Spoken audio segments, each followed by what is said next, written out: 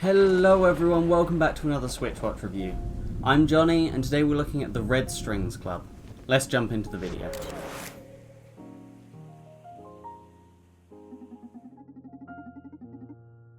The Red Strings Club isn't exactly an easy game to review, which is why you might notice this video is shorter than most of our regular content. Simply put, the Red Strings Club is a 3 to 4 hour long visual novel. This means that the majority of the game is story, and there isn't a lot of footage I can show you without spoiling major plot points for you. Instead, I'm going to do my best to explain the themes, tone, and ambience of the Red Strings Club, so you can decide for yourselves whether this is a game you might be interested in, and whether it's worthy of its price tag. First of all, it's worth mentioning that Red Strings Club is the latest Switch release from publisher Devolver Digital, who are well known for bringing quality titles to the platform in all shapes and sizes. They published Gris, Ape Out, The Messenger, and Enter the Gungeon, to name a few, all from different genres but all sitting between a solid 80 and 90 on Metacritic. The Red Strings Club is no exception, and if you head over to Steam you'll see there are over 2,500 user reviews, 92% of which are positive. But let's dig into the game's substance a little. Again, I want to spoil as little as possible here, so I'll tread lightly. The primary focus of this cyberpunk narrative tale is to question patrons of the titular Red Strings Club, and discover secrets about the world around you, particularly the shady mega-corporation Supercontinent Limited. You see, the bar's owner and one of the main protagonists, Donovan, is an information broker of sorts. He trades knowledge for questions and uses an intriguing mix of alcoholic spirits to fine-tune his drinks and amplify his customers' emotions. This might sound a little fantastical, but there's nothing fruity about these cocktails. The game explains this as a spirit's ability to hone in on the emotions that a patron is exhibiting and adjust their drinks to expose certain feelings. This leads to different avenues of conversation. For instance, you might make someone a drink that appeals to their sense of pride, which might lead to them getting carried away when discussing their work. Make a drink that will play on someone's insecurities, however, and they'll enter a mental state that leaves them vulnerable to deception. It's actually a pretty inventive method of interrogation, though there were definitely times where the game wasn't super clear about what it wanted me to do. I guess this encourages the player to explore different options in subsequent playthroughs though, so it's not all bad. There are small sections of gameplay with puzzles that you have to solve, such as pouring the right liquors for a particular drink, or a section where you play as an android that has to sculpt modifications and install them into humans.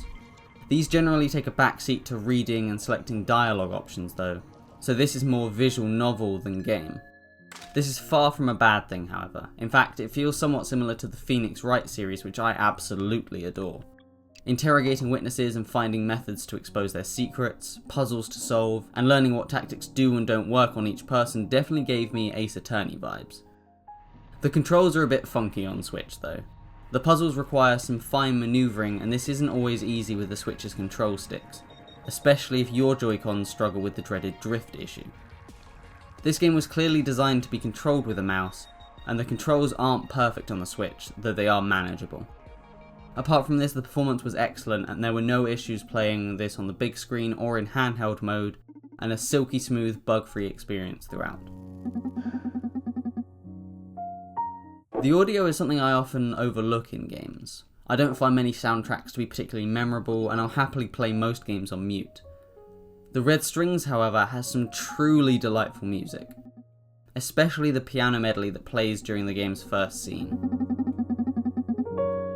This was exquisite, and really pulled me into the world from the get-go, and prepared me for the journey ahead. The game also has some lovely graphics, though it's a bit more hit or miss. The pixel art graphics are downright gorgeous in some places, but characters' side profiles are a little off-putting, and the puzzles can look a little WarioWare-esque at times. Most of the things I've mentioned have only been minor gripes, but I do think the game is held back a little by its price. At £13.49 or $14.99, you're not getting a lot of playtime for your money.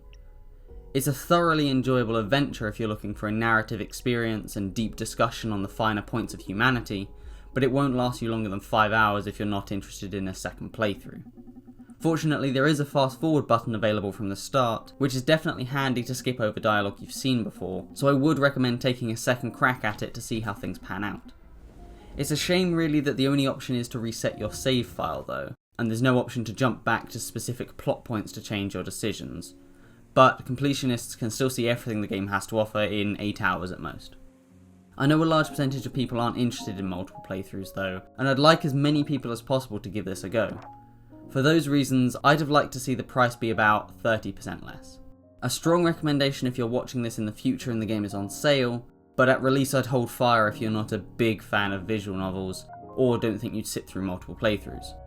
I definitely enjoyed my time at the Red Strings Club, more than I expected to. The writing is thought-provoking and some of the music is exquisite, but I can't help but feel it's too short for the asking price. You could easily knock this out in an afternoon and it left me wanting more. That's normally a good sign that you've experienced something great though, and the Red Strings Club is exactly that. Great. An 8.5 out of 10. Finally, I'd like to make note of the fact that the Red Strings Club deals with some adult themes and tackles some social political issues. This is going to lead some people to overrate the game and others to be unfairly harsh on it. You can see this immediately from a quick glance at the Steam reviews. My advice is to think carefully about whether these things matter to you before you read or watch any other reviews, or consider buying the game. So there you have it. Thanks for watching guys, remember to leave a like if you found this useful, and why not leave a comment down below with your thoughts on the Red Strings Club. We'd also be interested to know what your favourite Devolver Digital game is, so leave that in the comment too. Subscribe if you're new around here and want more great Switch related content, and I'll leave you with some of our recent Switch reviews if this one wasn't for you. We'll see you in the next video. Bye everybody!